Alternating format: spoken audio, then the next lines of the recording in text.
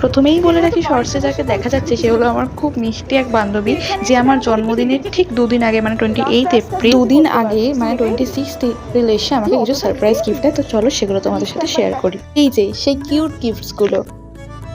এই ক্লিপসটা ছিল আমার বার্থডের আগের দিন মানে 27 এপ্রিলের। এই দিনও আমার একটা কলেজের ফ্রেন্ড সে এসে হঠাৎ করেই আমাকে সারপ্রাইজ দিয়ে দেয়। সে থাকে কিন্তু অনেক দূরে, মানে সেই ব্যারাকপুর আর আমার বাড়ি হাওড়ায়, অনেকটাই ডিস্টেন্সে। চলো তারও কিছু ক্লিপস আমাদের সাথে শেয়ার করি। এই যে এই ডেকোরেশনগুলো ওই দিনও নিজেই করে আমার বার্থডেটা সেলিব্রেট করে। ফাইনালি এটা ছিল আমার বার্থডে শর্টস।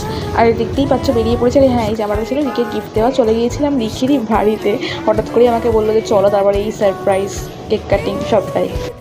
ডিনারের ক্লিপসটা অ্যাড করা হয়নি, যাই হোক ফিট ছিলাম। চলো তোমাদের সাথে সন্ধ্যের কিছু লুক শেয়ার করি।